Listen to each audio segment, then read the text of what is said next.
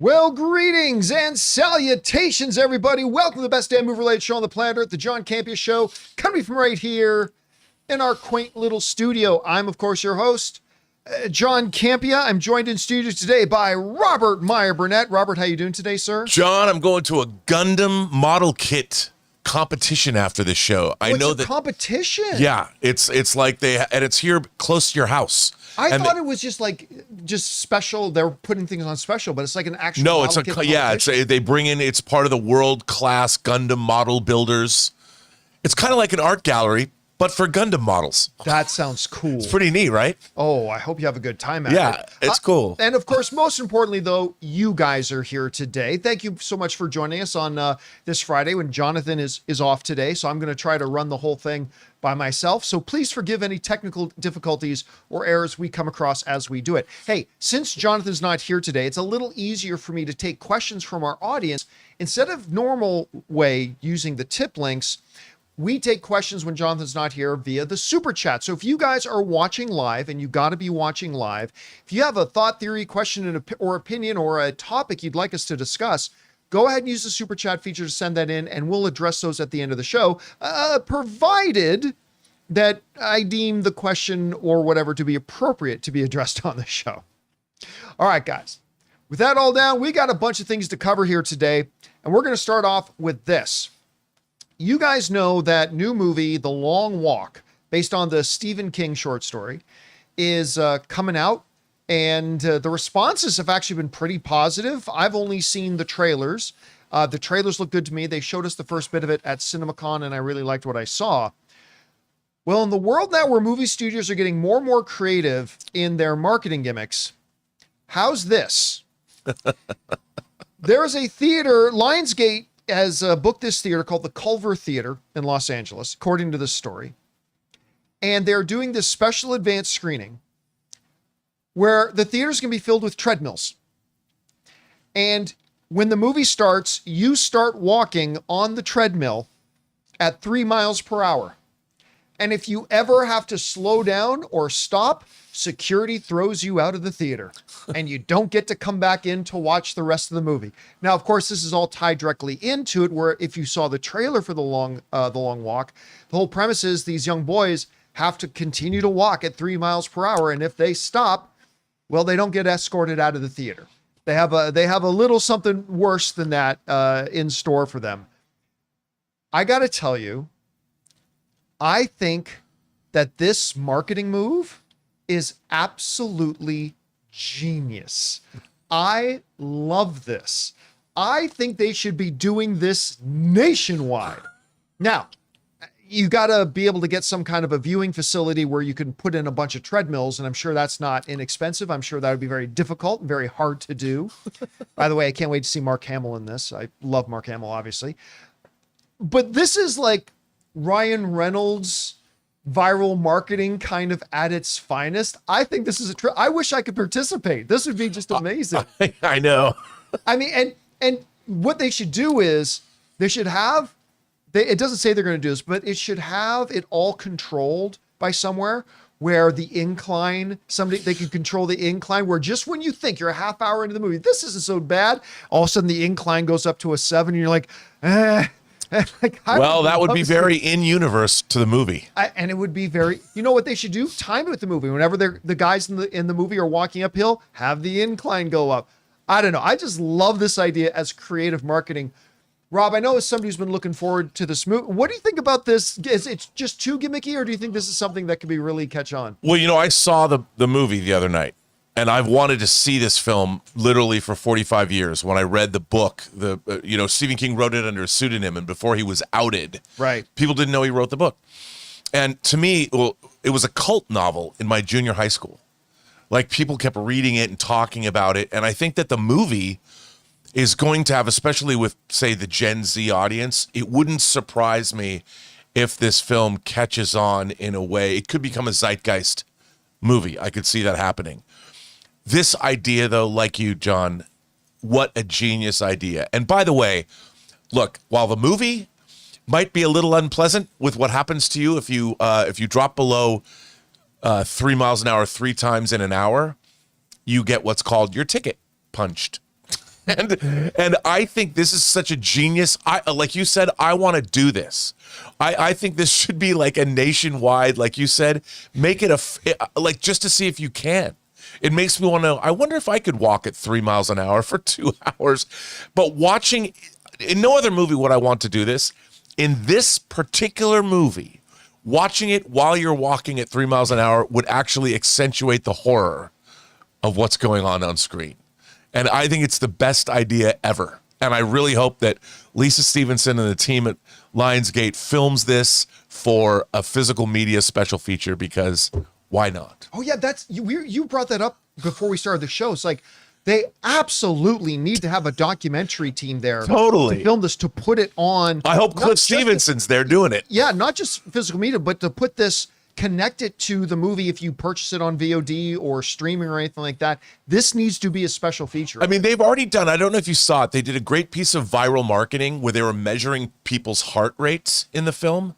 And according to the viral marketing, 20 minutes in, and you'll know why 20 minutes in, people's elevated heart rates, and apparently according to this viral marketing they did, it stays elevated for the rest of the movie. So it gets your heart pumping, and it never, you stay at this one level. And I can understand that. I think this kind of marketing is genius. Kudos to Lionsgate. Well done. Kudos to Francis Lawrence. Kudos to producer Roy Lee. Kudos to Mr. Hoffman for starring in this film. And a great breakout performance. Again, the robot from Alien Romulus. Yeah. Is it Jonathan? I can't remember his name. He looks good in it, though. Incredible. Oscar caliber performance. But this is great, John. Yeah, I love it. I kind of want to go watch. Oh, I want to go participate, but apparently it's already all booked. Yeah, I know. I want. Oh, what a way. This is the ultimate way to get immersed into a movie. Anyway, guys, question is for you. What do you think about this little marketing shtick thing? I think it's absolutely genius. Whatever you guys think about it, jump down to the comment section below and let us know your thoughts. All right, guys. With that down, let's move on to this, shall we? Yesterday marked the 5th anniversary of the passing of Chadwick Boseman. And, you know, I told this story on the show yesterday, but I'll never forget, because Anne and I believe our friend Ryan, we were sitting down in our living room in Burbank. We were still living in Burbank at the time. We were sitting down in our living room in Burbank and watching the brand new Bill and Ted movie. That wasn't very good, but we sat down to watch the new Bill and Ted movie, and my phone starts blowing up. And I'm ignoring it for a minute or two. And then I think Anne was the first one that said, "Oh my God." She goes, "You look at your phone?" I'm like, "No." And news came across that Chadwick Boseman had passed away. And it is so weird to think of it as being 5 years ago. Honestly, if somebody came into the room yesterday to me and said, "Hey, did you know it's the 2nd anniversary of Chadwick Boseman passing away?" I'm right there. You know what I mean? I totally would have been like, "Oh, wow. Yeah, it has been a couple." It's been 5. It's been 5. I can't even wrap my head around that it's been that long. And so, you know, yesterday I was thinking about Chadwick Boseman and obviously his incredible career. Because remember, guys, he delivered world-class performances outside of the MCU. I mean, in the MCU, yes, but also outside of the MCU. He was truly one of our next great actors. Oh, like Get On Up. Oh, he was so good in Get On Up. Ma Rainey's Black Bottom, which was one of his last performances. Which came out after his passing. Yeah, and you could see how thin he was, but he gave it his all, man. The Jackie movie. I mean, he was absolutely phenomenal. And obviously when I think about him passing, I think about all the ways that we were robbed of his gift. Yeah. You know, as film fans. Obviously, there are people who were robbed of a lot more. Those who knew him and loved him and were close to him, they lost a lot more. But even just the rest of us, we were robbed of his tremendous gift that he shared with the world. And he shared his gift with the world in a way that kind of brought the world together.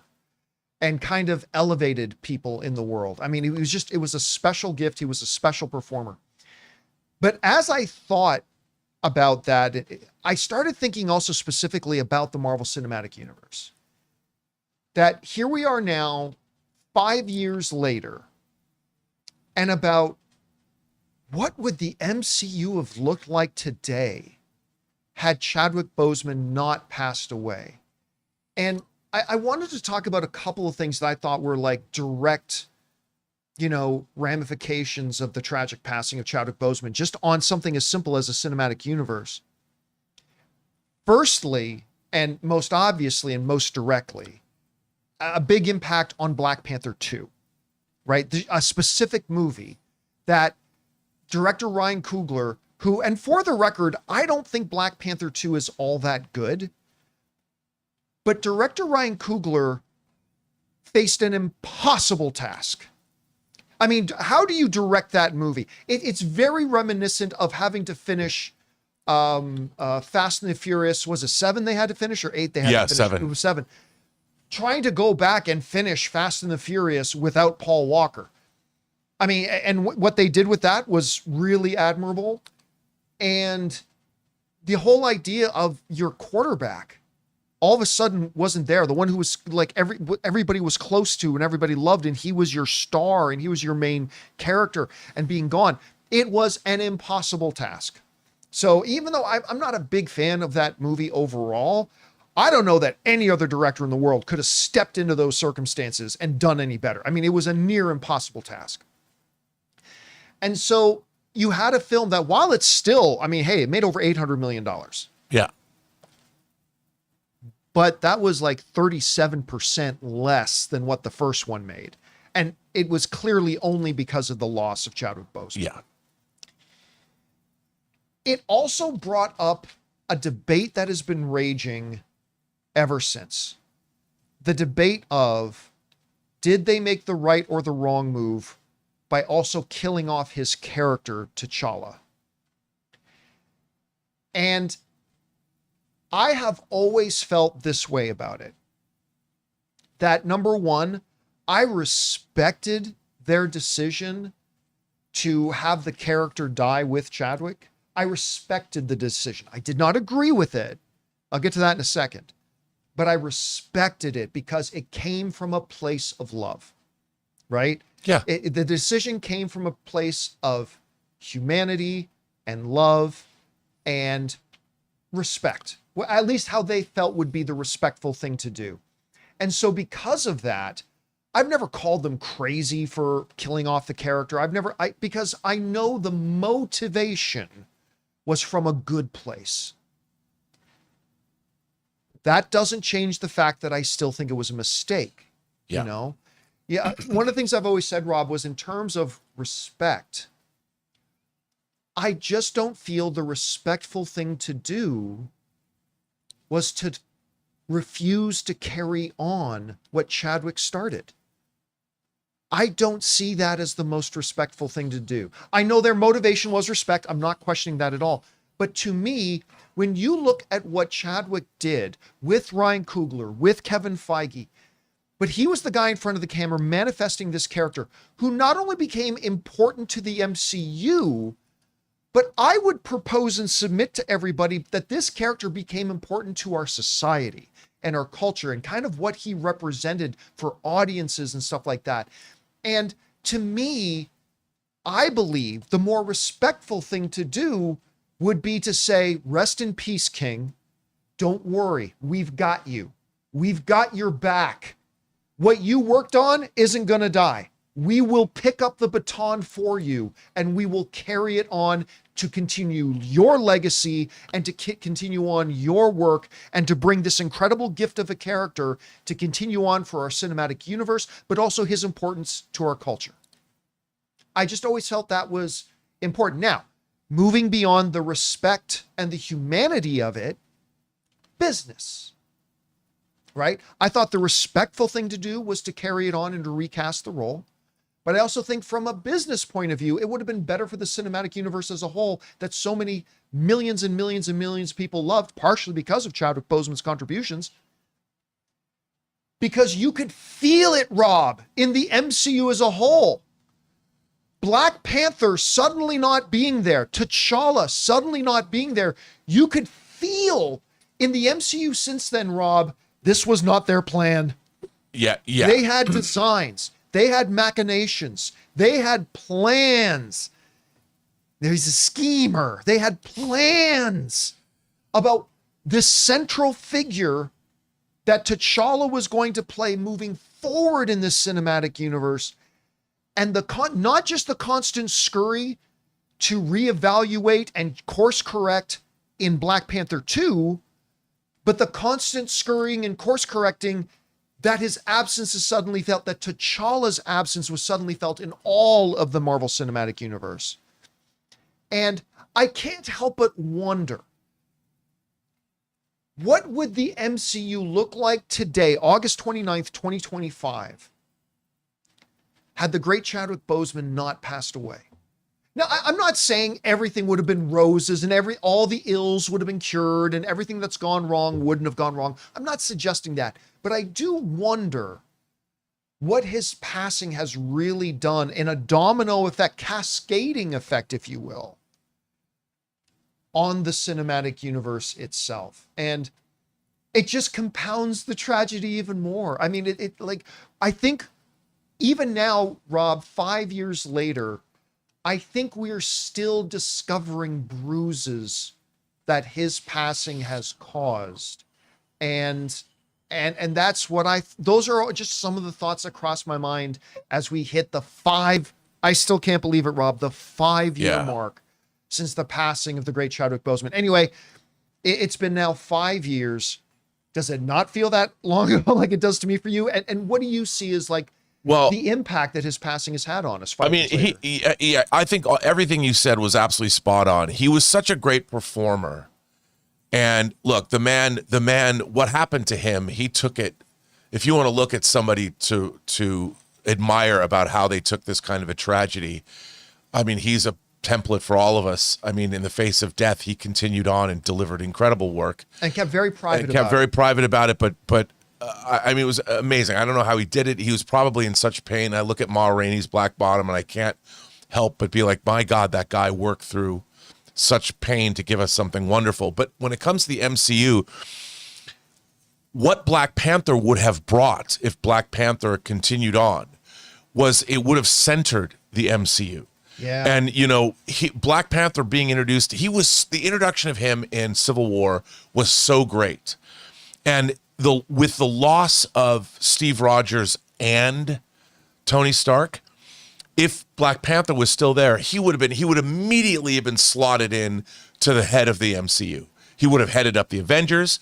Wakanda had now revealed itself to the world. Yeah. So suddenly Wakanda would be put on the world stage. You could have built Avengers headquarters in Wakanda, because it has the technological advancement. You would have had Stark tech, and then imagine if a movie like Captain America: Brave New World, when Sam Wilson, because he had Wakandan technology, but imagine Wakanda leading the charge with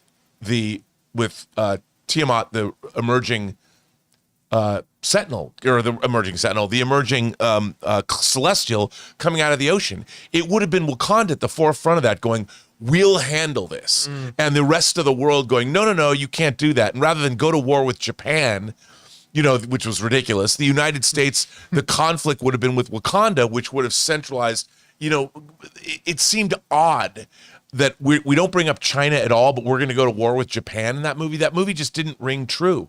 But if Wakanda had become the central focus, or basically the capital of Earth for the MCU, and you had Chad Boseman leading that charge, the MCU could add, it would have been really interesting to see the relationship, say, Peter Parker would have had with him. Right. And instead of a Tony Stark mentor, I'm not saying that he would have been a mentor, but you would have been able to have a central focus that the MCU was missing through the multiverse saga, because it's kind of all over the place. But like at the end of Shang-Chi, it would have been really interesting to see, like when he's talking to all the people about the 10 rings, to have Black Panther is one of them. Well, Shuri will be looking into this. We'll be sending our envoys to get the rings. Whatever. It could have been And if we had that central focus, it would have been something like, oh, how's this going to move forward? And now it's kind of been adrift because we still don't even know who the Avengers are. I mean, we know who the new Avengers are, but who is Sam Wilson's Avengers team that we heard about at the end of Thunderbolts? Well, I know who one of them is. The new Falcon, who hasn't done anything except fly into his first fight and end up in the hospital. Yeah, That's the Sam Wilson Avengers. I mean, that's the thing, and it would have been really interesting. Here's an interesting question, though. I think we all agree that, look, for 15 plus years, the heart and soul of the Marvel Cinematic Universe was Steve and Tony, right? They were the two pillars. I don't think they would have put all of that on T'Challa or all of that Chadwick. But I think we all agree they clearly had designs that T'Challa was going to be one of those. Who do you think maybe a Doctor Strange, or who do you think maybe Spider-Man? Who do you think they were envisioning? Because clearly Black Panther was one of them. Who do you think they could have also been looking at to be that second pillar, that heart and soul part of the MCU? I mean, I think if Chad Boseman hadn't passed away, they might have reconceptualized Namor. That's an idea. You know, the Talocan Empire or whatever was it was a big departure, because I understand what, using that part of the world and putting in Mexican, South American, and Central American culture that made sense. I thought that was interesting, but in a way it made Namor seem less like. I think that obviously the technology was on par with Wakanda, but it would have been interesting to, like, I could have seen at the end of that movie T'Challa and Namor becoming a force. Like these two, you had two emerging powers on the world stage that were more technologically advanced than us mere humans, and watching the two of them be at odds, but then also deal with the rest of the world. And they have to figure out, look, our threats are extraterrestrial now, we're multiversal.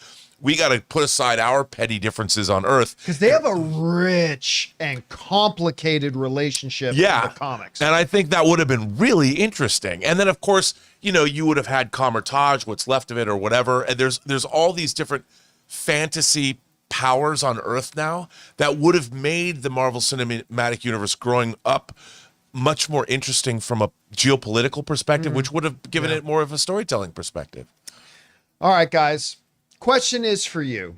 What do you think about this? First of all, are you like me, where it's like, it's been 5 years? I mean, I got to admit, that kind of threw me off. But what do you see as some of the ramifications that we've had, and the way that the tragic passing of Chadwick Boseman has changed things? I think we're still discovering ways that it's impacted not just, fandom, but the industry as a whole, and the Marvel Cinematic Universe. Anyway, guys, whatever you feel, jump down to the comment section below and let us know your thoughts. All right, guys. With that down, let's move on to this, shall we? There's a brand new Star Wars movie coming. Uh-oh. Called Star Wars Starfighter.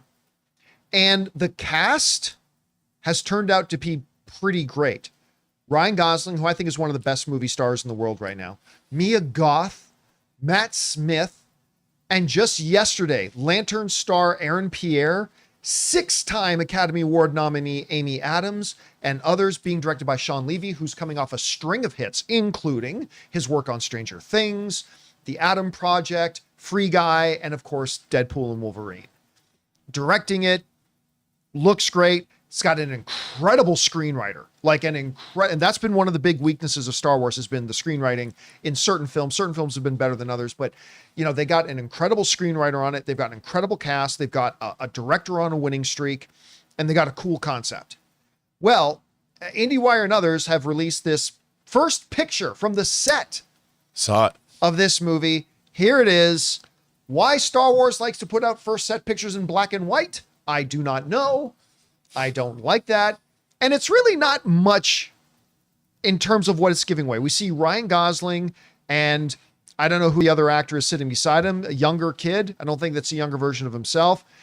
Looking a little bit like he's got the Scorpion jacket hanging on his shoulder there. A little bit of, what was the name of the film? Drive. It was just Drive. Nicholas Winding looking Refn. a little bit like Drive, but instead of the car, he's leaning against what looks like a speeder. Dude, if we got a Star Wars movie that's like Drive, count me in. Oh my God, Drive in the Star Wars universe? I mean, he is flying. Instead of driving, he's flying, and I could see that happen if that's what they're using as inspiration. I'll tell you what, look, I've seen some people online, understandable, I understand, kind of upset that, wait a minute, the first behind the scenes reveal isn't even really revealing anything. It's like some just weird kind of not really even on set, rather kind of backstage, black and white photo. But as you say, it's tangibilization. But it's real, Rob. They're actually, we haven't had, as of right now, a Star Wars movie on the screen in 6 years, and they're actually shooting this thing. I understand The Mandalorian is already well ahead of it, but I just still consider that to be a glorified It's a episode of TV movie. It's like a Columbo TV movie. If William Shatner was in it, I wouldn't be surprised. Yeah. Now listen, again, John Favreau is doing it. Yeah. And I have all the faith in the world in John Favreau. So although I'm not excited about Mandalorian, I'm still going to go in with hope because it's John Favreau. So let's see what happens. But this is something new and unique and different with an actual bona fide wonderful director, an actual bona fide wonderful screenwriter, and a legitimately bona fide excellent cast. With the whole concept of moving the story forward, it's taking place 5 years after the events of the horrible Rise of Skywalker. It's going to be filled with new characters and new storylines, promises Sean Levy. And it's moving the story forward instead of backwards and us tripping across 25 other characters we already know. I mean, Rob, in many ways, this is my Star Wars wet dream. All you got to do is add Steven Spielberg directing it, and it's Gush City. But this is kind of everything I've wanted from a new Star Wars movie. This is it. And look, could it end up being a disaster? Absolutely. I'm not going to be naive and pretend like it may not be awful. It could be the next Rise of Skywalker, but it could be the next Rogue One. And like you said, if it's Drive in the Star Wars universe or whatever, again, I just have a lot of faith in it. So while the picture itself, Rob, is nothing to write home about, it's about what it symbolizes to me. It's actually happening. They're shooting it. And listen, I haven't been this excited for a Star Wars movie. I mean, I was looking forward to Rise of Skywalker, but you know, The Last Jedi had kind of tempered my expectations and stuff like that. I haven't been this excited for a new Star Wars movie since Rogue One. I really haven't. And I'm legitimately stoked about it. I legitimately have high expectations. And here's hoping. Anyway, Rob, you saw the image. What did it elicit for you? Well, I mean, there's been so many. The road to hell is littered with Star Wars movies that were announced but never got made. Yeah. And so I look at something like this and I'm like, look, dude, I've loved Star Wars since I was 10 years old. I want to love Star Wars. And you know, I still have lots of Star Wars merch and spaceships. And you tell me one of the disappointing things with the sequel trilogy was we didn't get new hero spaceships, really. They just went back and used more Macquarie concept X-Wings, but they were still X-Wings. And they had TIE fighters with the second pilot or gun, but they were still TIE fighters. Like 30 years had gone on. I want to see a new hero spaceship. I think that's what I'm most interested in because it's called Starfighter, I'm hoping. Because the design of Star Wars, you know, Empire gave us snow speeders and walkers, AT-ATs and AT-STs. We got twin pod cloud cars. We got new stuff. Jedi gave us TIE interceptors, gave us B-Wings, it gave us A-Wings. Empire gave us the TIE bomber. And the TIE bomber. I mean, give me some. They've got to have a new. Ryan Gosling's great, but it's called Starfighter. You got to give me something new and sexy. Okay. I mean, I want a centerfold worthy spaceship. Give it to me. Let me play devil's advocate just for a second, okay? Because I am on board with you. Here's my devil's advocate point of view. The Republic the new Republic had been decimated. Yes. 5 years after the events of the Rise of Skywalker, it would still be a galactic government pulling itself out of the ashes, rebuilding itself. There may be a narrative argument to make that they would literally still be relying on X-Wings. By the way, who doesn't like seeing the imagery of an X-Wing? I understand, but those X-Wings are old. I get it. I'm just saying, story-wise, considering this is a thing trying to rebuild the universe, that there could be a narrative thing of saying, hey, we're still... It's kind of like Ronald D. Moore's Battlestar Galactica, right? They had the new, shiny, sexy Vipers, but they found a narrative way to explain why, no, we need to use the old school Viper. Don't get me wrong, because that old school X-Wing is going to come into play with the climax of the movie, just like in Top Gun Maverick. Oh, that's we're going to get in the F-14 one more time. Right. It's time for that Tomcat, baby. And then people will all be like, yes. But I want to see a sexy new, it's called Starfighter. Yeah, I got to get it. I got Ryan Gosling. I got an Academy Award nominee in the cast. I got Aaron Pierre, the new Jon Stewart from the Lanterns. It's all lined up for me. But I need a new Starfighter. Give it to me. And only because I want to build the model. I want the 1/6 scale version. I want something new. And you know what? I expect when I see that trailer, they're going to give it to me. What do you expect to see from a trailer? Like, because we're obviously still a very, very, very long ways off from getting any kind of a trailer or anything like that. But what would you be expecting? Do you know what? You know what I want to see? Okay, here's my trailer. Here's my teaser trailer. Here's my teaser trailer. You just see feet on the ground walking, and this sounds like a Quentin Tarantino movie already. Yeah, well, then you're walking, and the camera is panning up, panning up, panning up, panning up. And maybe you recognize the outline of Yavin 4, the old rebel base. We've seen it in Andor or whatever, and the sun is coming down, and then it pans up, and you see it's Ryan Gosling from behind, and he's in our full Star Wars flight suit, maybe new, but then he comes up, and you realize that he's in front of hangar doors, right? And then the hangar doors just open, and there it is. Whatever they're going to give me, I expect pornographic levels of excitement. I want my blood pumping into my nether regions. When I see that ship, whatever it is, if it's an X-Wing, okay. And he just comes up, and maybe he walks up and he puts his hand. The cockpit's open. He puts his hand and he starts getting up that ladder, the rebel ladder, and he turns and maybe breaks the fourth wall, and looks right at the camera and winks, and that's it. Starfighter. Star Wars. Come on, Starfighter. Dude. That's what I want. And then if they start playing some Kenny Loggins, or they just play the beginning of the Top Gun music, I mean, I don't care. Highway to the Day, but do the Star Wars version of it. Like, get John Williams to come back and compose with Kenny Loggins singing right beside him as John Williams. I want that. Just give it to me, and that's the trailer. That's it. But that's what I got to get that. I got it because it is called Starfighter. Yes, it is. Yeah.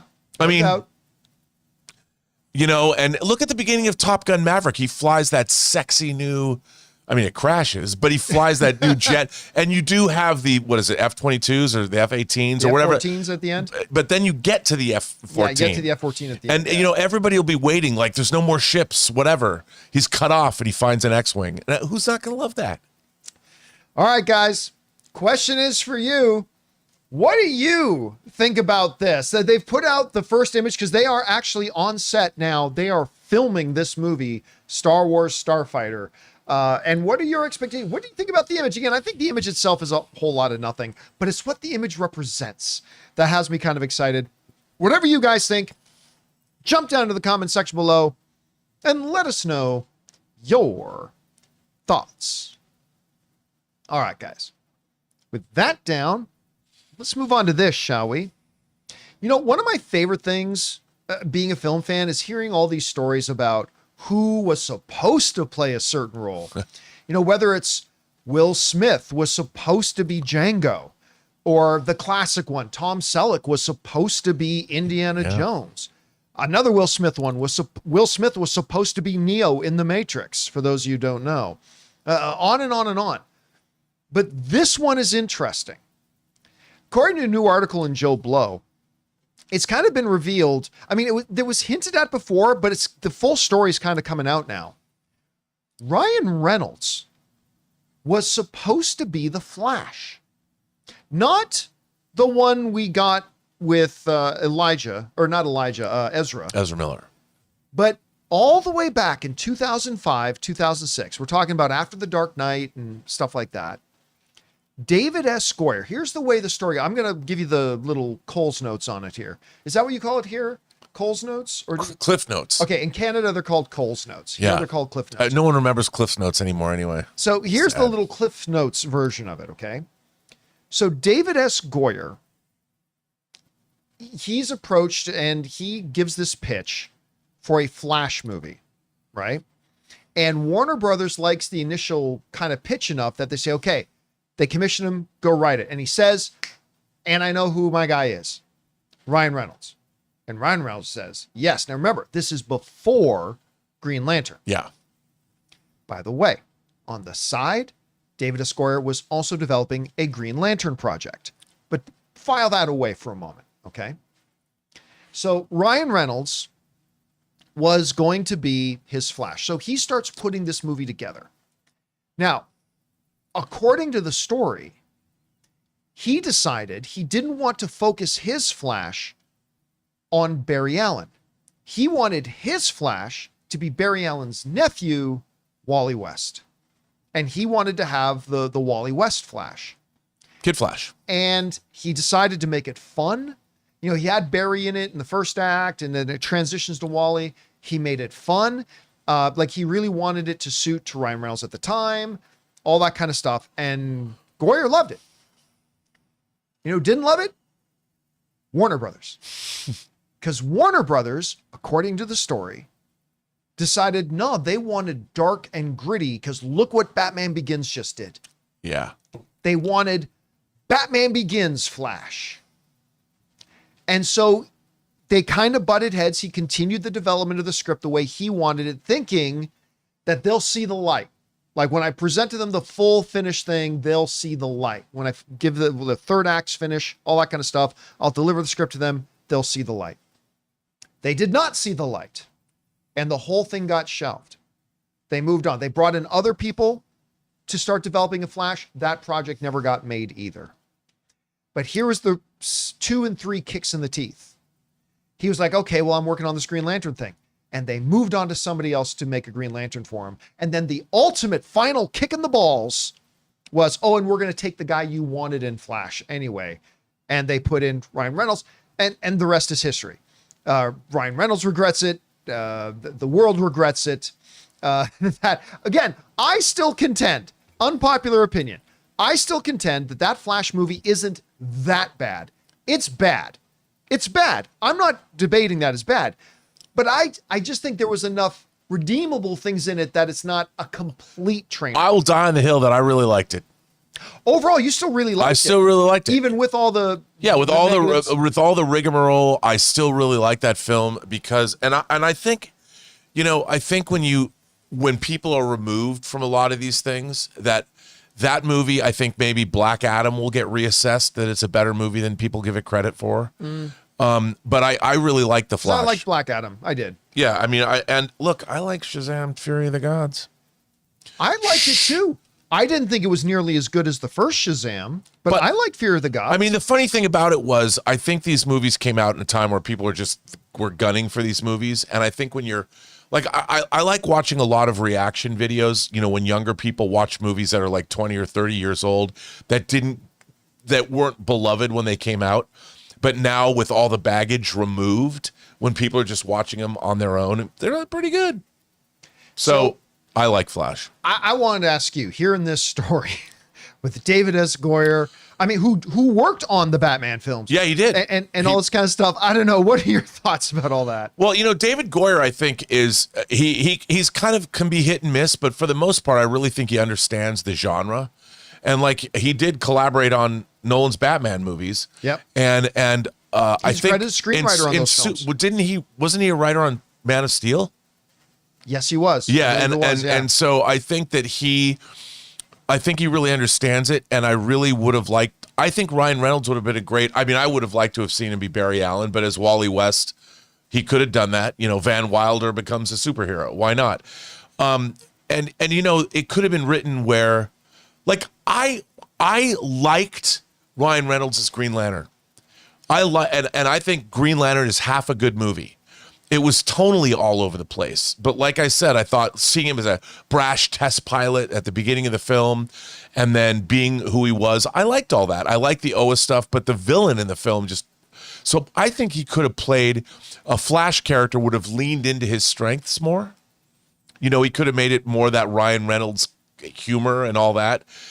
I think Goyer's script would have toned it down, but they would have leaned into his strengths because, you know, at that point, he wasn't the Ryan Reynolds that we know today. Right. He was pre-Deadpool, pre-Green Lantern, and I think he would have been fine. I mean, he certainly looks the part. He would have filled out that costume. He would have looked good in that as the Flash because he's not a big bulky guy, but he's ripped. I mean, he looks. Put him in that Flash suit, he's going to look good. And I think he would have played that character really well. And who knows what we could have had, but I bet it would have been successful. Here's the funny thing, though, if you want to talk about butterfly effect.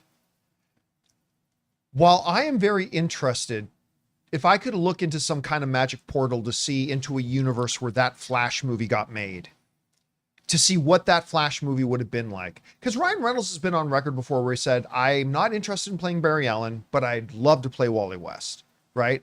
It might have fit his character a little bit better at the time. Yeah. But even though I would have liked it, and I really would have preferred it over the Green Lantern movie we got, here's the thing. It would have changed history. And in the classic sense of butterfly effect, it very most likely would have led to a world where we did not have Deadpool. So, right. So say what we will about Green Lantern and, oh man, that maybe that was a missed opportunity for him not being Flash. But had he been Flash and had it worked out better than Green Lantern did, we probably would be in a world right now where we did not have Deadpool. And Rob, I don't want to live in a world where we don't have Deadpool. I have to tell you, I think the first Deadpool is a terrific action movie. It's a terrific superhero film, and it's a terrific comedy. And it's a terrific romance, truth be told. And I really think that what Tim Miller and team and what Ryan Reynolds was able to accomplish in the first Deadpool is very, very strong. And it's a great mutant movie. Yeah, it really is. Yeah. And so I would dare say it's one of the best X-Men movies. And it's a lot of fun. And I would not want to live in a world without that first Deadpool movie. And I mean, look, the reality is too, those three movies combined have made, well, gosh, almost $3 billion. Almost $3 billion. When you combine those three movies together, like probably about 2.7, somewhere around there. And who knows, without Deadpool, would we have Mint Mobile? And we would probably not have Mint Mobile. Or Aviation Gin. Or Welcome to Wrexham. Oh, God. And God, if any of you are not watching Welcome to Wrexham, watch Welcome to Wrexham. It's so good. But here's the other thing, too. In the midst of a lot of the ups and downs Marvel has had, imagine the MCU right now had Deadpool and Wolverine not been there. Because remember, the last number of movies they've had, let's take out Deadpool and Wolverine. Fantastic Four, which I like a lot, by the way, but it's made $500 million. Thunderbolts, which made just under 400. Captain America 4, which made right around the middling number there. Then prior to that, the Marvels, whatever.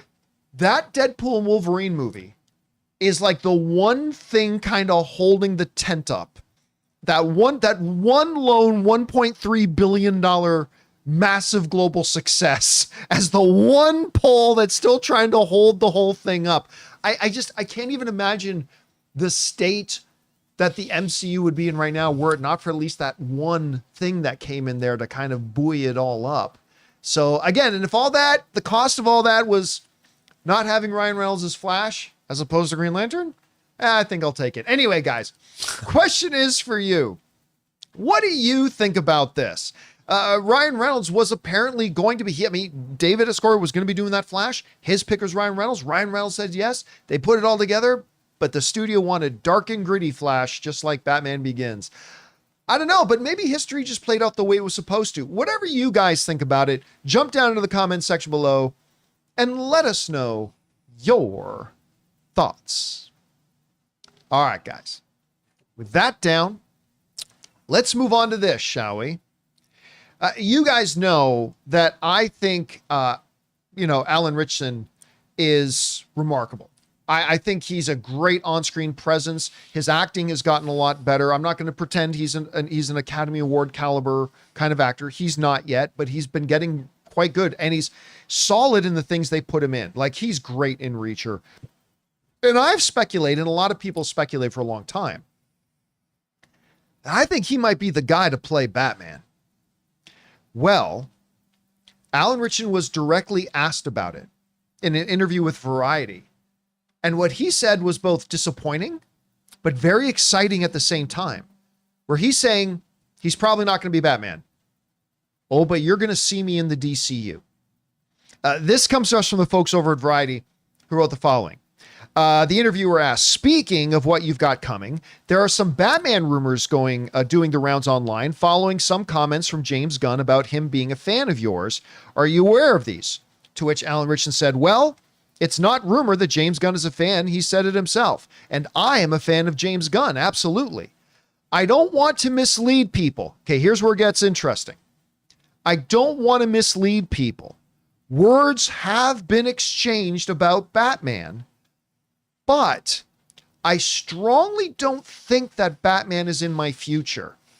I do think there is something in my future with DC, and I would like that to remain true. So, couple of nuggets to pull out. Number one, should be noted, because I know somebody is typing this right now. He didn't say he 100% wasn't going to be Batman. He just said, I don't think I'm going to be Batman. Okay, fair enough. But I mean, I'm going to just take him for what he probably meant, which was, yeah, me and James Gunn have talked. We've even talked about Batman, which I think is really interesting. But I don't think Batman's in my future. Okay, so there's the one thing that might be able to put to bed the whole conversation about Alan Ritchson maybe playing Batman. However, he goes on to say, I'm a fan of his. He's a fan of mine. We have talked about it, and I think I'm going to be in the DCU. And I'd like for that to stay true, so I'm not going to say anything else. But he's saying he's probably going to end up in the DCU. He's going to be a great addition to the DCU. In whatever, as long as they don't make him Wonder Woman, I think he's going to be great in whatever he goes. Although the thought of him wearing Wonder Woman's outfit is kind of chuckle-inducing. Maybe that would be fun. And maybe that is something that James Gunn would do. But let's assume that he's not going to play Wonder Woman. It does get the imagination going, though, Rob, about, okay, he's saying he's going to be in the DCU. Him and James Gunn talk Batman, but he doesn't think he's going to be Batman. That leads us into the question of, well, then who? Who would a guy like Alan Ritchson play? And by the way, we're talking about James Gunn. James Gunn is a director who, you and I have talked about this a lot recently, who has an incredible ability to take a performer who may not be an Academy level thespian, like a Dave Bautista, and he's done it with John Cena, and find a way to put those actors in positions where their strengths get highlighted and their weaknesses as actors at the moment get completely protected and hidden. And we saw him do it with Dave Bautista. We saw him do it with John Cena. And I think Alan Ritchson, from a starting point, is a better actor than either of those guys. So I think he could do something really special with it. So number one, what stood out to you the most out of the comments that Alan made? And then let's go into imagination land for a minute. Who could an actor like Alan Ritchson, saying he's going to be in the DCU? Okay, who are some types of characters you could see him maybe fitting into those roles? Well, it's, look, I think that the thing about Batman is Alan Ritchson has the physicality of Batman. Yes, he does. But I think he needs to have a little bit more acting range to play the Bruce Wayne elements of Batman. But knowing James Gunn, there are so many interesting characters in the DC universe that he could pick to play. Now, we have a Hawk Girl in the DC universe. Yes, we do. I could see a guy like him being Hawkman because he's got the chest and wearing that thing. I mean, I don't know if they're going to go there, and I don't know if it's going to be Hawkman from Thanagar, because Thanagar it's in the DC universe. Thanagar is a big big deal. Somebody like Adam Strange, who is a science fiction DC character who is adjacent to, say, the JLA. But I mean, there's a look. It would be a little meta. Aquaman.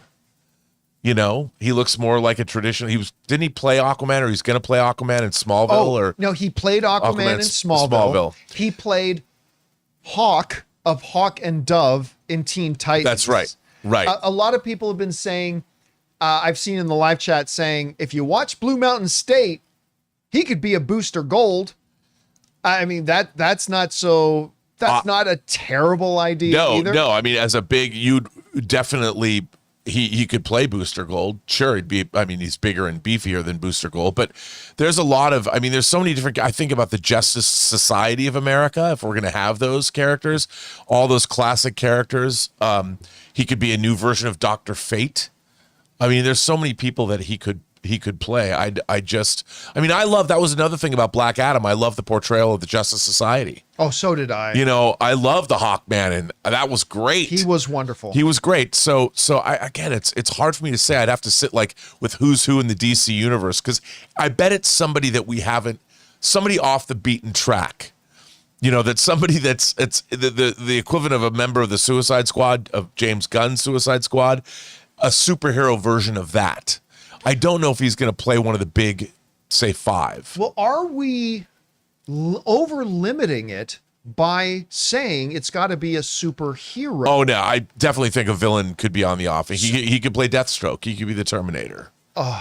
Whenever we bring up Deathstroke, all I do is lament about the Joe Manganiello, the fact that we never got Joe as Deathstroke. I think he would have, and the plans that Ben Affleck had, I think he would have been a great Deathstroke with They Ben could still Affleck. take that script and have Ben Affleck direct it. Remember, we've heard from people in the industry who have read the script, and we never have. No, I haven't read it. But we've heard from people like comic book veterans, studio people who have read that script, said it was the best Batman script they ever read. I want to read that Batman script so bad, and I've asked people, I'm like, does anybody have it? So if you have it, send me your scripts. Let's look for a second, though, at the idea of villains. Okay, so there's Deathstroke. That would be one. I've often brought up a Batman villain I would love to see on screen is KG Beast. I know I like that character more than a lot of other people do. Some people look, again, at Alan Ritchson, and I get it, and they think maybe a Bane. Yeah, I just don't think it's too... But then you never know. Look, one of my favorite DC villains, because I'm a Teen Titans guy, is Brother Blood.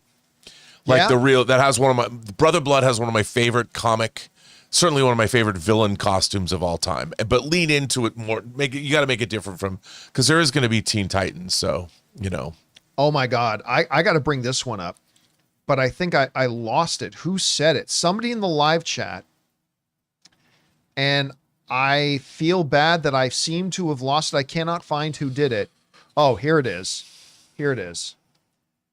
Legacy of Kain Legion said, and I love this idea. I hadn't even thought about it. Love this idea.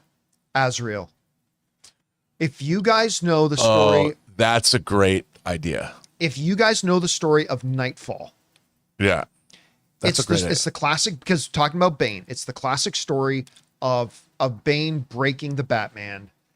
Now, in that story, we are all familiar with, because they kind of played it in the Dark Knight Rises, where Bane breaks Batman's back. Batman goes away for a bit, then comes back and takes out Bane and reclaims himself. Now, in the comics, though, there's a very important middle piece to that story.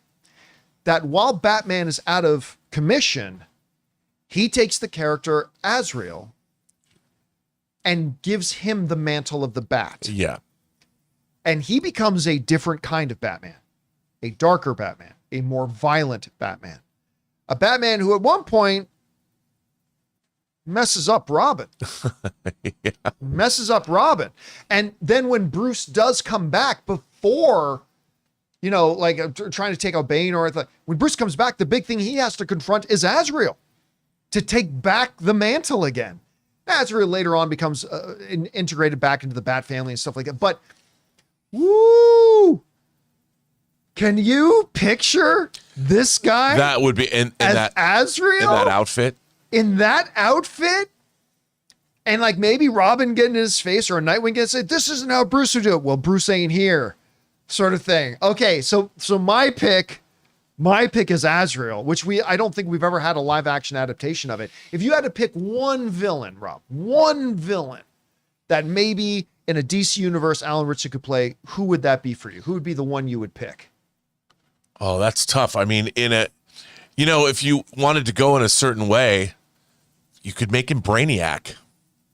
That would be a way out of left field pick. It would be way out of left field. But it would just be, I could see James Gunn doing something like that, making him.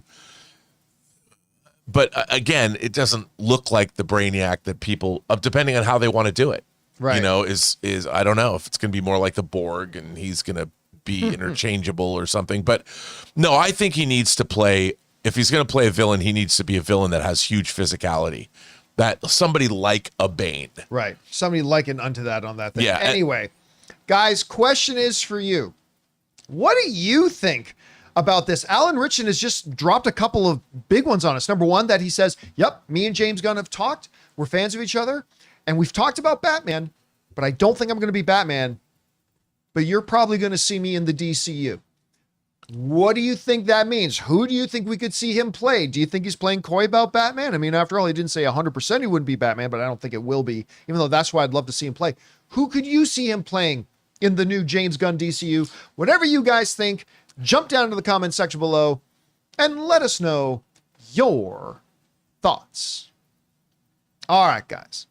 With that down, it is time for us to bid good day to Robert Meyer Burnett. Rob, tell everybody again what you're off to go do right now. Well, so there is a Gundam, if you build Gundam models, Gunpla, there is a little event. This local hobby store here is one of the accredited Gundam warehouse special headquarters, and they have a contest. And there's a big event. There's a contest running today and tomorrow where a lot of local modelers show their wares, and people do a lot of really great stuff with Gundam kits. They build dioramas. They expertly paint them, and I just really love Gundam. I have since I was a kid, so I like going to see what the artists, what they have to come up with. I hope you have fun, man, and good to have you again. Great job as always all week. Thank you, sir. We will see you again on Monday. Monday, what holiday? September 1st, dude. Is that September 1st? Yeah. Where did the summer go? All right, guys. Thank you to Robert Meyer Burnett. Now, before we get on to your questions, and by the way, like we announced at the beginning, we're going to be taking questions via Super Chat today because Jonathan's not here to run us through the tip link questions. We're going to take a quick second and thank the sponsor of today's episode of the John Campea Show, our friends over at the Wednesday Wocast. Hey guys, John here. If you're dying for the next batch of Wednesday Season 2 to drop on Netflix, then I'll let you in on a secret. The Wednesday Season 2 official Wocast is already here. Prepare to dive deeper into the mysteries of Wednesday with the ultimate companion video podcast. Join the frightfully funny Caitlin Riley, along with her producer, Thing, as she sits down with the marvelous cast and crew. Together, they'll unravel shocking twists, dissect the dynamics lurking beneath, unearth the deep Addams Family lore, and answer all of your lingering questions that simply refuse to stay buried. Guests include Emma Myers, Joy Sunday, Steve Buscemi, Fred Armiston, Catherine Zeta-Jones, and of course, Jenna Ortega. With 8 delightfully dark episodes to devour, you'll be drawn deeper into the haunting halls of Nevermore Academy than ever before. But be careful, you know where curiosity often leads. The Wednesday Season 2 official Wocast is available now in audio and video on Tadoom.com, Apple Podcasts, Spotify, YouTube, or wherever you find your podcasts. You've been warned. And thank you to our friends at the Wocast for sponsoring today's episode of the John Campea Show. All right, guys. With that all down, let's now go over and start taking your live comments and questions here, shall we? I hope I'm able to do this right. I'm not 100% sure I will be able to do it right, but I'm going to try my best. Anyway, let's get over to it. We're going to start things off here with Scotty Doesn't Know, who writes, if Alan isn't going to be Batman, I can totally see him playing Hawkman. Definitely has the build for it. Or he can be Ares. Ares is an interesting one. Or one of the ancient gods. My out there guess is he could play Darkseid, Bring on the Filthy. Yeah, I mean, Darkseid is one I've seen some people John bring here. up. If you're dying for the next batch of Wednesday Season 2 to drop on Netflix, what did then I I'll let do you in there? on a secret. I did something the bad. Wednesday Season 2 official I did something bad. Sorry about that. One of the things, again, I'm trying to run the show by myself. Jonathan's not here. So one of the things, the reason I don't like the idea of Hawkman is because he's already been, I get it, Sean, it's not the same character. I get it, but he was already Hawk and Dove. And so I don't think that works. I don't think putting him in there again is necessary or a good idea. So I'm going to lean away from that, but the dark side is interesting. I got to say, out of your suggestions, I like the Ares one the most. Ares is kind of a cool idea. All right. Next up, we've got Orange Hand who writes, you loved Baldur's Gate 3. I really did. Ever play Planescape Torment? I have not. I'm not even familiar with the game, to be honest with you. And Baldur's Gate 3, I didn't just love it. It is my all-time favorite video game. It actually passed World of Warcraft for me. It passed X-Wing versus TIE Fighter. It passed like every other game. Baldur's Gate 3 is my all-time favorite game, and I'm getting ready to start it up again. I need to do another playthrough of it, and I'm very, very excited about it. But anyway, yeah, I'm not familiar with that one, but I'll take a look. I'll look into it because maybe it's kind of like Baldur's Gate 3. All right. Next up, we've got King Daddy Goat who writes, an effing duck attacked me. I was dying last night. You know, we didn't talk about Peacemaker's episode last night because Rob was busy and he didn't have a chance to see it. So we decided not to make it one of the topics today. First of all, he was hilarious in that episode. And secondly, the Eagly scene to me is likened unto the tunnel scene in Guardians of the Galaxy 3 in the big fight scene. That Eagly scene absolutely killed me. I loved it. And yeah, he was great in it. What's his name again from Saturday Night Live? It starts with an M, the last name. Anybody in the live chat remember what the actual actor's name is? He goes, you, I'm going to call Mexicali. You, Encino Man. You, titties. I want to... Anybody in the live chat remember the guy's Meadows? I knew it started with an M. Thank you. Tim Meadows was great in it. At first, I thought he was going to annoy me, but I ended up really liking him. All right, next up, we got Keaton Haybeck who writes, Beyond the Spider-Verse will make more money than either Avengers Doomsday or Spider-Man Brand New Day. Overreaction. Dude, that's positively ridiculous. That's nonsense. Now look, if you ask me, out of the three movies, what am I more looking forward to? Beyond the Spider-Verse, Avengers Doomsday, or the new Spider-Man movie? It's Spider-Man Beyond the Spider-Verse. That's the one I'm most looking forward to, that one. I think it's probably going to be the best of the three. But if you think that movie, all you got to do is look at its box office history and its trajectory. It's not going to get the same money as those other two movies. So that's not just an overreaction. It's a wonderful fantasy, but it is pure fantasy. There's no reality in which that movie makes more than those other two, like at all. I mean, I wish it would, but there's no reality in which that happens, to be honest with you. All right. Thanks for that, Keaton. Next up, Lendero, I'm not quite sure how to say. You guys are amazing. Oh, thank you so much, man. Much love from New Jersey. Have a great weekend. You know, I had a couple of people write into me with a great, and it's obviously such a good idea that multiple people had it and wrote it into me, that during our movie meetup tour, that we should do, I mean, I'll have to get in touch with them and see if it's possible. So if anybody knows how to get in touch with Kevin Smith, let me know. But Kevin Smith, I guess, owns a movie theater in New Jersey. And I've had a number of people write into me and said, you should do a movie meetup in the New Jersey area. And it should be at Kevin Smith's movie theater. If I can figure out a way to make that happen, I am 100% going to do that. Some people are saying it's called Smod Castle. Is that what the name of it is? Well, if anybody knows how to get in touch with people at Smod Castle or Kevin Smith, which I don't, I'll definitely see if we can make that happen. I would love to do that. All right. Next up, and thank you for that. I appreciate that, dude. Hank Dunn Studios writes, what's more likely, we find out who the DCU Wonder Woman or Batman is by the end of the year? You know, because they're actively working on both movies. I'm going to say this. And you know what? I didn't say this while we were talking about it in the segment. I think part of the reason, this is just me speculating, I think part of the reason that Alan Ritchson is saying, I'm probably not going to be Batman, might be because they've already got their Batman. I also think it's possible they might already have their Wonder Woman. They may not have completely finished locked scripts for those movies, but they probably got enough of the story that they know now exactly what kind of Batman they want, what kind of Wonder Woman they want, what type of actor and actress will fit those roles. So they've probably got a clear enough picture of that now. I wouldn't be surprised if we get both of them by the end of the year, but for now I'll say it is more likely that we get Wonder Woman announced by the end of the year. Honestly, I think we get both, but I think if I had to pick one, I think it's probably going to be Wonder Woman. All right. Mr. Upside Down writes, have you experienced cinemas having ads asking the audience to buy ad space? Yes, I have. My theater also has car insurance ads for every film, even Smurfs. Yeah. And I don't mind that. I get it.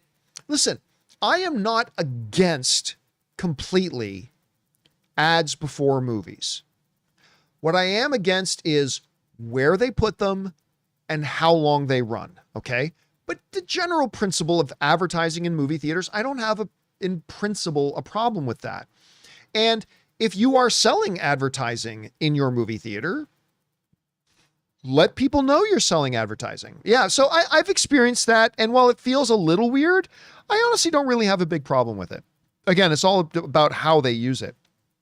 All right. Next up, Nick Hoken writes, James Gunn has been teasing some big DCU characters to appear near the end of Peacemaker Season 2. Who do you think will show up? Well, we've been talking a lot about that, Nick. I mean, we already know that we've had some Superman characters pop up. The big thing that all this is based on is James Gunn said that there is and I quote, really, really, really big cameo coming at the end of Season 2. Some people think it's Superman. I don't think that would qualify as a really, really, really big cameo because we're already got cameos from characters from Superman in there. I think if I had to bet $5 right now, because I certainly wouldn't bet 50, if I had to bet $5 right now, I guess I would go with it being Jason Momoa's Lobo. Because remember, he was one of the really, really big cameos at the end of Peacemaker Season 1. So it would be kind of funny for him to also do that again in Season 2, but as a different character altogether. So my guess is going to be Lobo. But, I mean, I could be totally wrong about that, of course. All right. Thanks, Nick. Next up, Caleb writes, hey, John, I know you're behind on Dexter, but episode 9 last night was amazing and one of the best episodes of the year. Emmys are coming for this show. Listen, I am only behind that episode, and I'm going to watch episode 9 tonight. Ann and I have gotten all caught up. We just haven't watched the newest episode. I love this new season of Dexter. Dexter is finally back. Because, man, that Dexter New Blood, that was the name of the series, right? Dexter New Blood. When he's living up north in the snow, that was terrible. That was terrible. And it made me lose all faith in Dexter. And then Dexter Original Sin came out. And you know what? That was pretty good. I liked Dexter Original Sin. And it kind of got me a little bit more excited for Dexter Resurrection, but I still didn't have my hopes very high. But this new Dexter has been great. I have loved this season, and I cannot wait to watch episode 9 tonight. All right. Next up, Danito writes, who do you think is worse at running an organization, Kathleen Kennedy or Jerry Jones? Well, listen.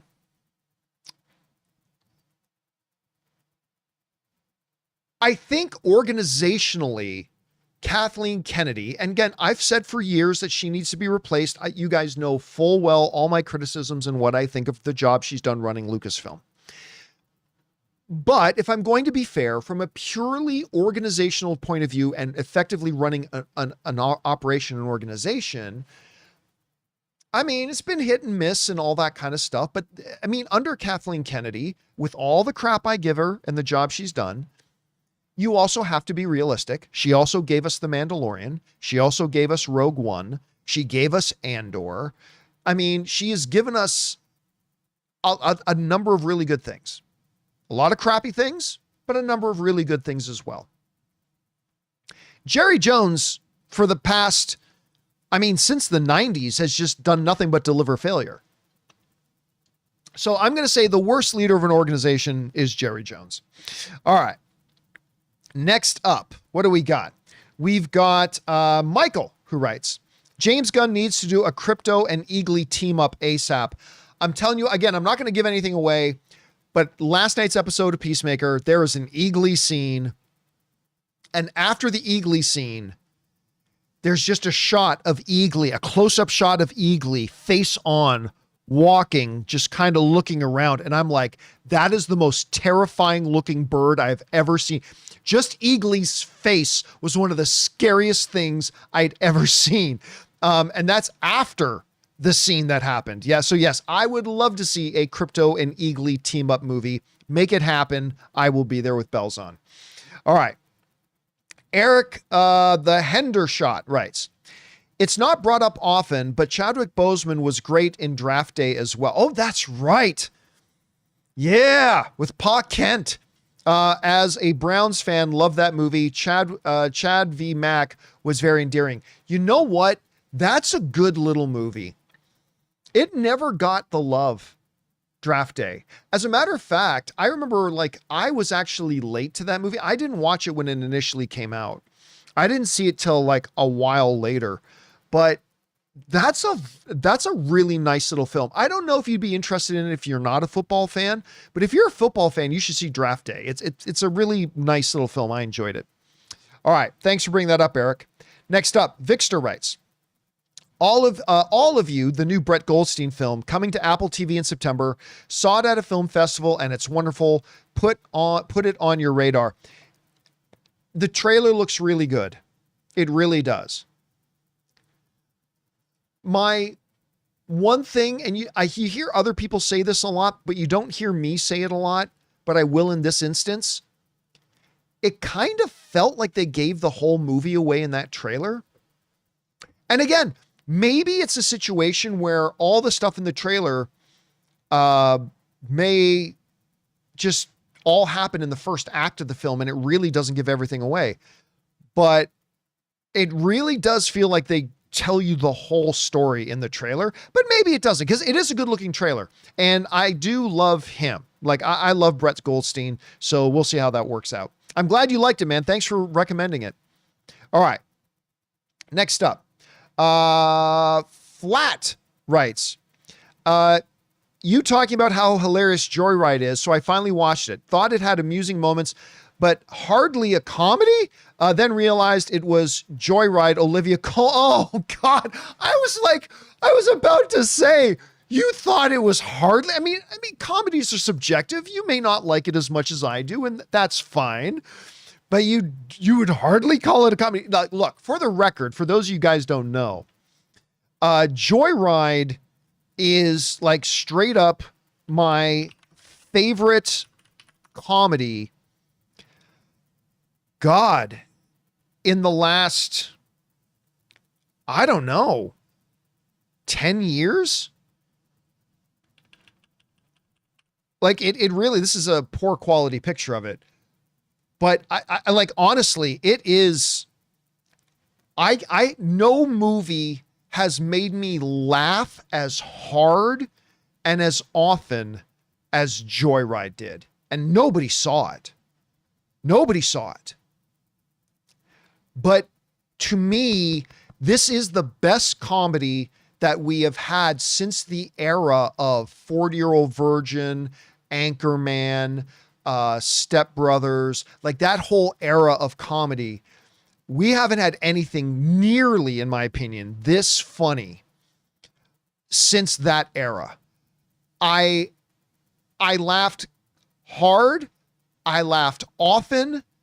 And by the way, Peacemaker's brother is in Joyride. He plays the adopted dad of one of the characters. So it's pretty cool seeing him in there. And he now plays Peacemaker's brother in Peacemaker Season 2. But guys, if you have not had a chance to see Joyride, make sure it's this Joyride. You have to, because again, I just think it's, again, it's been many years since I've had a movie make me laugh that hard. Oh, Iceness just sent in a badge, a super chat badge for support. Thank you, Iceness. I appreciate that, man. All right. Let's keep going here. Next up, we've got Eric Perry writes, John, I tweeted this casting to Gunn myself, but what do you think? Ted Kord equals Kumail Nanjiani. That's not bad. Booster Gold, Chris Pratt, Hawkman, Alan Ritchie. You probably mean Alan Ritchson. Again, the reason I don't like the Alan Ritchson one is because he's already played Hawk and Dove in Teen Titans. I get it, not the same character, but so I'd rather see something else. Chris Pratt as Booster Gold, maybe too on the nose, but I could see it. Remember, James Gunn and Chris Pratt are very tight, so I do expect to see Chris Pratt. But you know what? Kumail Nanjiani as Ted Kord, I could see that one. Yeah, I could see that one. That's actually not bad. I like that one. All right, next up. We've got Abraham Ruiz writes, saw a bundle for Disney Plus, Hulu, and HBO ad-free for $30, but HBO is only 1080 resolution. That's fine. Ain't watching Dune 2 in 1080. Thanks, but no thanks. You know what? I'm going to say something that's going to piss a lot of people off, but they have done studies on this, and they have done tests on this. The difference between 4K and proper, well-done 1080 to the human eye and what the human eye is able to perceive is like way smaller of a difference than, say, the transition from DVD or 480 to 1080. Like, that was a monumental step forward. The 480 to 1080, as far as in relation to what the human eye can properly perceive, was a much bigger difference than 4K to properly done 1080. Now, the studies often talk about distance to the screen because our eye's potential to pick up pixels. If you're this close to the screen, you're going to notice the difference between 1080 and 4K.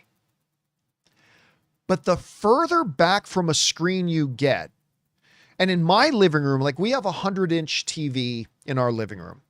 So we sit, I'm going to say a good 8 or 9 feet back, maybe even 10 feet back from the screen. Anyway, the further away you get from the screen, the less and less your human eye can perceive the pixels and the difference in the pixels.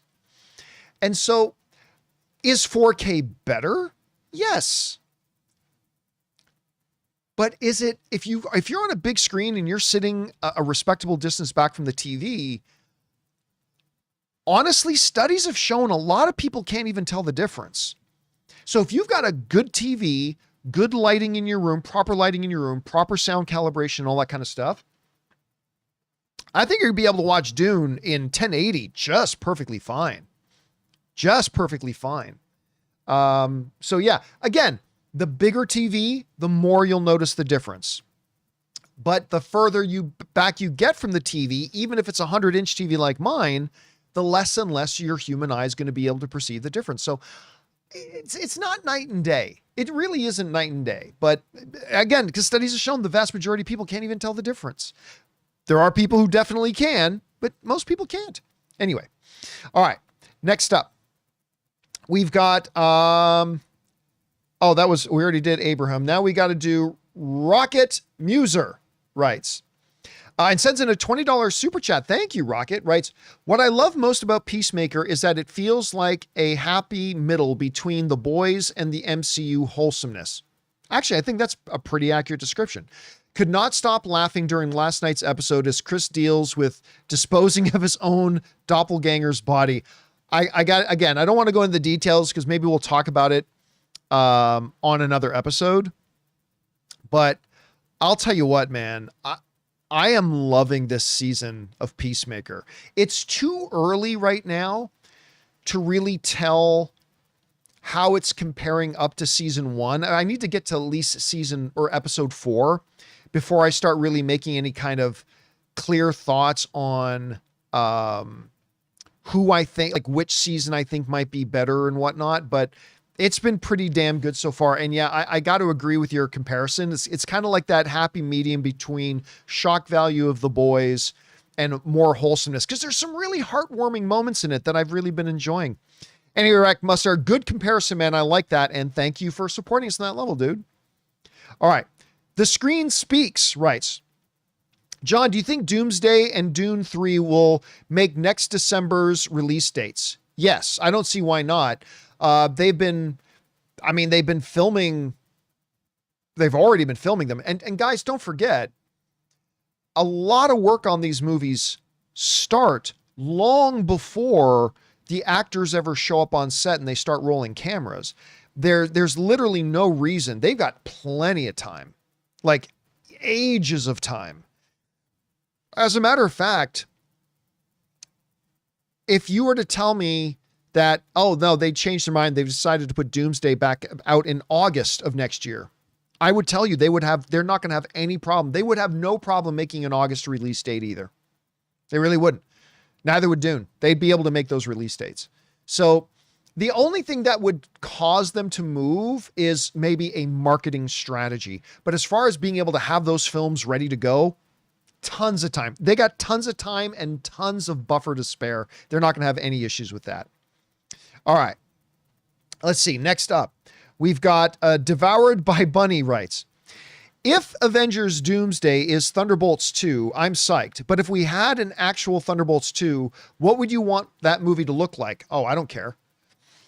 You know, people often ask me, what do you want this movie to be? And my answer, at least for the last 5+ years, is always, I don't care. I just want to sit back and see what the filmmakers want to give us. And considering what they gave us with the first Thunderbolts movie, which is fantastic. Like, I honestly think Thunderbolts is one of the top 2 or 3 best Marvel Cinematic Universe films since Endgame. I mean, I'll put it right up there with Shang-Chi and Spider-Man No Way Home as like the best they've put out since Endgame. I think it's fantastic. So I wouldn't want to say, what do I think it should be? I just would want to see them do whatever they're going to give me. I'm just going to be happy to see whatever they give me, man. Whenever and if ever we get around to getting a true Thunderbolts 2. Because don't forget, it didn't do all that great at the box office. All right, next up. Bo Jax writes, one of two. Been thinking about Sinners, and while I know they're not doing a sequel, I would love to see more from that world since there are other types of demonic beings. They could do it like Spirit, where they reveal it's part of Sinner's world at the end of the movie. Yeah, they could do that. I don't think they need to, though, because honestly, listen, Sinners... What makes Sinners so great is that core story of the Smoke and Stack and the twin brothers and their story. They're coming back to this town. The thing that makes it, and the whole vampire aspect of it mixed with all that, chef's kiss. But I don't feel like there's a cinematic universe there.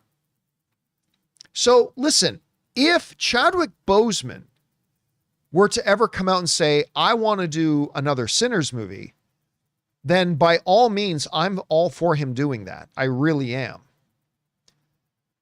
But do I feel like there's a cinematic universe there? We're just telling another movie, but it's in the same... I don't know if I find that interesting. I mean, it could be if you came up with the right idea, but anything could be good if you come up with the right idea. But yeah, I don't know if that one, Bo Jax, to be honest with you, I don't know if that... I don't think I found that very interesting myself. But anyway, that's just me. All right. Thanks for the idea, though, dude. All right. Samuel writes, where are we? Unrelated to the show, but as a Williams fan, I wanted to ask, is the Genie one of cinema's best performances, not just animated? Thoughts? No. Don't get me wrong. Robin Williams' Genie is fantastic, and it's a lot of ad-lib, and it's just him putting his own personality into the character, which was perfect and great. And is Genie one of the great Disney characters? Yes. Is he one of the great movie characters? Because I'm going to assume if you mean one of the great, you mean like top 20 movie characters of all time, animated or otherwise? No. And listen, his Aladdin is probably my second favorite animated film of all time. My favorite animated film of all time is the original Lion King. And Aladdin might be number 2. But no, I don't think Genie is a top 20 greatest characters of all time. Again, that's just a subjective opinion, but you did ask for my opinion, so there it is. All right, next up. Bojax writes in again and says, I know a lot of people aren't aware of this movie, so I wanted to give a shout out to the movie Relay with Riz Ahmed. That looks really good, by the way. And Lily James, thoroughly enjoyed it. I have not had a chance to go and see it yet. And I'm not going to get a chance to see it tonight because Ann and I are going to go out. We're going to get away overnight. We're going to go out to Lake Paris, California tonight and spend the night camping out there with our dog Dune. But maybe this weekend sometime. But I think the previews have looked great. And Riz Ahmed is a fantastic actor. And Lily James. Anyway, yeah. So they're all for those reasons and more. I really am looking forward to seeing it. Thanks for the recommendation on that, Bojax. All right. A performing artist writes, Joaquin Phoenix was supposed to be Joker in Nolan's Dark Knight. Dustin Hoffman, I don't know if that's true. Joaquin Phoenix was supposed to be Doctor Strange. I don't know that he was supposed, I mean, I'm not saying you're wrong. I'm just saying I don't recall hearing that. Just because I don't recall hearing it doesn't mean it's not true. Anyway, Joaquin Phoenix was supposed to be Joker in Nolan's Dark Knight. Dustin Hoffman was to be Birdman instead of Michael Keaton. Emily Blunt supposed to be Black Widow. I do remember that. These actors turned down these parts. Yeah, and you know what the funny thing is? We will often talk about, wow, I bet they regret it. Like Sean Connery turned down the role of Gandalf. Ian McKellen was not the first person they offered Gandalf to. The first person they offered it to was the late, great Sean Connery. And he turned it down. He didn't really get what they were going for, and he decided to make The League of Extraordinary Gentlemen instead. Now, we will all often look back and we'll say, oh boy, they really made a mistake there. But the reality is, probably 9 times out of 10 that an actor turns down a movie, it was probably for the best. It's just that we focus on those ones where clearly it was a mistake. Like even Will Smith came around to admitting turning down the role of Neo was probably a mistake in The Matrix. Tom Selleck wanted to play Indiana Jones, but they couldn't get out of the contract complications with Magnum PI. But it's as if we go, I mean, in hindsight, it's easy to say that they made a mistake, but in the moment, you got to respect their process. And if they don't feel a role is right for them, or they feel that they're more attracted to another opportunity, you got to respect it. Got to respect the process, I guess. All right. Goyadi writes, I'm 19 and my first DC film was Green Lantern. Nice. Still love it to this day and defend it. Ryan Reynolds is an astute Hal Jordan. Listen, I absolutely think that could have been great. I agree. I think that Green Lantern movie overall could have been great. With Ryan Reynolds starring in it, great. There are elements of that movie that I think were quite good. Not enough of them, but there were definitely elements of them that were really quite good. Again, and Rob likes the movie too. Overall, I don't think it's a good movie. Like overall, has some great elements. I think it could have been fantastic. I don't think it's very good, but I love the fact that there are people like Rob and people like yourself who still go, you know what? I still like it. I still think it's a good movie. I respect that. All right. Next up, we've got, Wrestling Hound writes, I finished watching X-Files for the first time. Wow. Last week. It was so awesome. Loved the first movie. Second one was bad. Hope the new show from Coogler is good. Yeah. And like many shows, I didn't feel like X-Files ended particularly strongly either, but that's neither here nor there. The first movie was pretty good. You're right. The second movie wasn't all that good. It's going to be really interesting to see the approach that Coogler takes. And I'm also going to be actually quite interested to see just how involved he's going to be in it. Because I don't know if he's just going to be involved in it on a very surface level or if he's going to be deeply involved with it. It's going to be an interesting project though, for sure. Wrestling Hound. All right, next up. Bojax writes, I know you're tired of multiverse stories, but with the use of it in Peacemaker, do you think it works better based on how they're doing it? Like, here's the thing I'll give it. They're using multiverse in such a way. Let me rephrase. The story that James Gunn has in mind with the hero's journey that he wants Chris, aka Peacemaker, to be on, it requires a multiversal element to it. Like, but here's the thing. It's only multiversal in the way that, why am I freezing on the name of one of the most classic Christmas, Miracle on 34th Street? Is that it? Wait a minute. Which is the classic Christmas? I cannot believe I'm freezing on this. I watch it every year. What's the one that ends with, every time a bell rings, it's an angel getting its wings. It's not A Christmas Carol. Oh, It's a Wonderful Life. That's the one it is. It's not a miracle. It's a Wonderful Life. So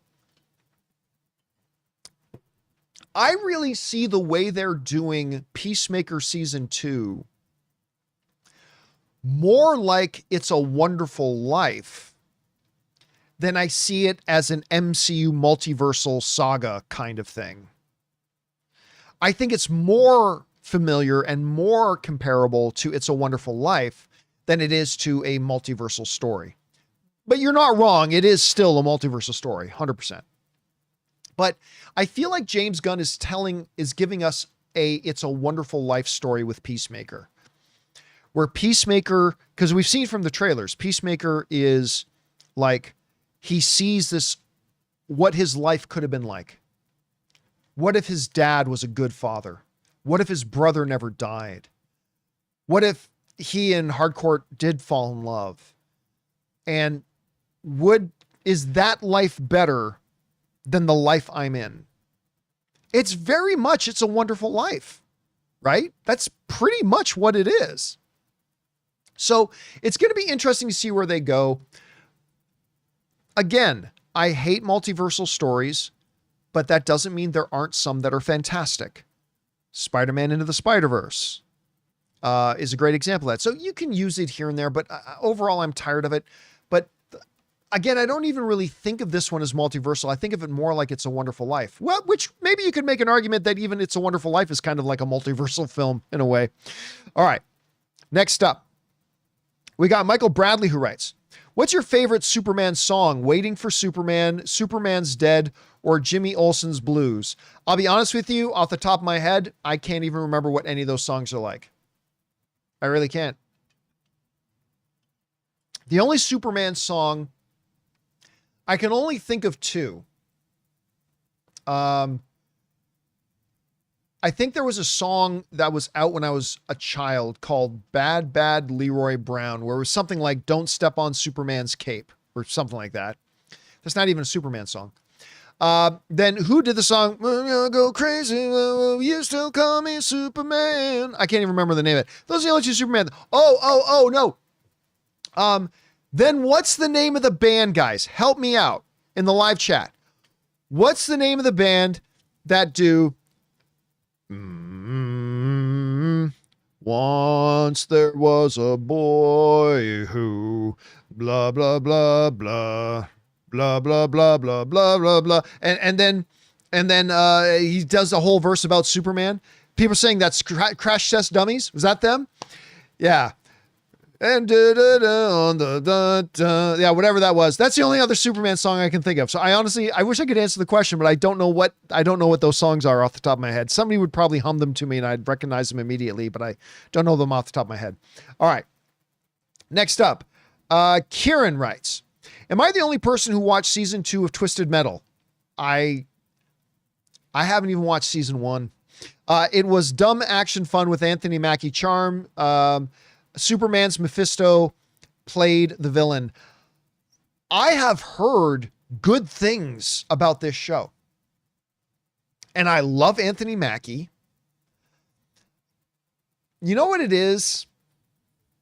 Here's what I think it is. I think I've got a little subconscious thing where there's there's a buddy of mine, a good buddy of mine, who was supposed to direct a Twisted Metal movie. And they signed a deal, and this buddy of mine was going to direct a Twisted Metal movie, and then it all kind of fell apart. And then years later, we got a Twisted Metal series, and I've heard it's good, but I think maybe there's this subconscious little thing in my head that's a little bitter that my friend never got to do his Twisted Metal movie. But anyway, I've heard good things about it, and I am a fan of Anthony Mackie, so I will check it out at some point. But yeah, not only have I not watched season 2, I haven't watched season 1 yet, so I got to correct that. All right, next up. Goyadri writes, Alan Ritchson as Maxwell Lord. That's not a bad one. I don't mind. I mean, it wouldn't be my first choice, but that's not a bad one either. All right, next up. Thurbo writes, Azrael brought in The Dark Knight Returns for DCU. I don't know exactly what you mean. The Dark Knight Returns 4?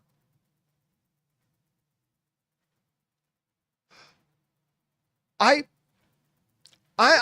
not quite sure what it is you're asking or what it is you're saying, but either way, I love the idea of Azrael. I've always thought he's been, I think Azrael's real name is Jean-Paul Valley. Correct me if I'm wrong in the live chat, but I think Azrael's real name is Jean-Paul Valley. But yes, I think you'd be a great Azrael. I don't know what you mean by Dark Knight Returns 4, but I think you'd be great in that. All right. Thanks for writing that in, man. All right. Omega King writes, hey, John, since Brendan Fraser's Firefly from Batgirl never happened, would his Firefly appear in Gunn's DCU as long as he fits the universe? It's possible. Maybe. Here's the thing, though. Brendan Fraser has this movie now coming out. Correct me if I'm wrong in the live chat, but I think is it called Rental Family?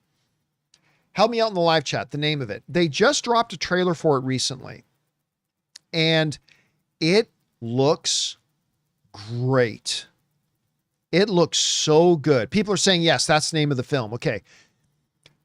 I think he's going to get more Oscar buzz for this movie. I don't know that he's going to win another Oscar for it, but I think he's going to get some Oscar attention for this movie. And if he gets in the running for a second Academy Award, he may not be interested in going back to do. And by the way, I don't blame him at all for this. Like, I think Warner Brothers made the right decision scrapping that movie. But even though I think they made the right decision scrapping that movie, I totally would appreciate and understand if Brendan Fraser was like, I put in all this effort to do this movie and they didn't release it. I may not want to go back and do it again. So, I mean, theoretically, could they use Brendan Fraser? Yeah. But in reality, would that actually happen? Because could and would are two different questions. I don't think it would happen. It's possible, but I don't think it would. All right. Thanks for the question, Omega. Next up, we got David Cushmore writes, what do you think about Raja Jackson attacks on Stuart Smith, aka Knox Pro Wrestling? I have no idea what we're talking about. Is that a reference to something? Should I know it? Sorry, man. I don't know what we're talking about, so I can't answer it. Sorry about that. Bojax writes, let's see. Where are we? Oh yeah. Harloff could put you in touch with Kevin Smith since Kevin was part of the Schmodown for a while. Yeah, he might have his contact info, but he's probably not even the right guy to get in touch with. I'm sure Kevin Smith has somebody who manages it. That's probably who I really need to get in touch with if I want to do a meetup there. But that's actually not a bad idea. I should probably get in hold of Christian and see what he thinks. Let's see. Eric writes, Mr. I here, what happened to our handles? No idea what you mean. If there's something going on with your handle in the live chat, I would address that question to YouTube because that is clearly not something we control on our end. All right. Liquid writes, does Rick Flag Jr. count as being the big cameo? You know what? I would say no, but that would be a really interesting one. I don't think he'd be the really, really, really big cameo, Because he's dead. And I think James Gunn has said in the DCU, dead is dead. Now, granted, Rick Flag Jr. died before James. Yeah, I don't know. I don't think he would count as the the really, really, really big cameo. I don't think Rick Flag is big enough Jr. to count as that. All right. Da writes, I could see Alan being Shazam. You know what? I don't mind that idea at all. I don't mind that idea. The question is, could he pull off having the mind of a 14-year-old? Maybe he could. Again, not my first choice, but not a bad one. All right. Iceness sent in a super chat badge, which we referred to a little bit earlier. Bojack says, John, do a movie meetup for Joyride. Well, there would have to be a movie theater playing Joyride, and there are no movie theaters playing Joyride. But so, like, just so you know, for our movie meetups, I don't plan the movies. Like, for the movie meetups, I literally just pick a city and then pick a movie theater and see what movies they have playing. And then I just pick a showtime that I'm going to be at. And then you guys can buy tickets to that showtime too. So I don't program it. I just go to a movie theater and see what movies they've got playing. And I don't think there's any movies, unfortunately, playing Joyride. Otherwise, I absolutely would pick Joyride to be the movie, but I don't think there's any theaters playing that. All right. And last question of the day. Just so you know, we turned off the super chats like a half hour ago. Anthony C. writes, hey, John, do you believe Evans is in Doomsday? I'm going to assume you mean Chris Evans. If there's more to come, why wait so long? You think they want to conceal him like Tony/Andrew in No Way Home? Well, guys, I mean, conceal for so long? The movie's a year and a half away, and not quite a year and a half, but almost a year and a half away. This movie is still a long ways off. Long ways off. So, do I think Chris Evans will pop up in the movie? I do. Do I think it'll necessarily be a big role? Not necessarily. But it's like waiting this long to reveal. Guys, the movie is still, like I said, almost a year and a half away. So I really don't think there's any rush to it. And don't forget, we've already been told that there are going to be a number of more cast announcements. Like, we're going to get, hopefully it's not literally going to be Chair Watch 2, because Chair Watch was horrible, but we're going to get another event where they're going to make another batch of casting announcements. And these are all people that are already shooting the movie. So could Chris Evans be one of them? Sure. But have they really, are they going, wow, it's so late and they're still hiding who's in it? This movie is forever away still. So I wouldn't really even think about that. And all right, guys, that'll do it for today's installment of the John Campea Show. Thank you guys so much for being here and being patient with me as I try to run everything by myself without Jonathan here. Appreciate you all so much. Big special thank you to all you guys who sent in the questions. Number one, because you gave us great fun things to talk about. But number two, you supported this channel as you did it. And all of us involved with the show, thank you guys so very much for your support. A big special thank to Robert Meyer Burnett. Again, of course, he'll be back here on Monday, and I'll look forward to seeing you guys again soon. So that'll do it for us, guys. My name's John Campea, and until next time, my friends, bye-bye.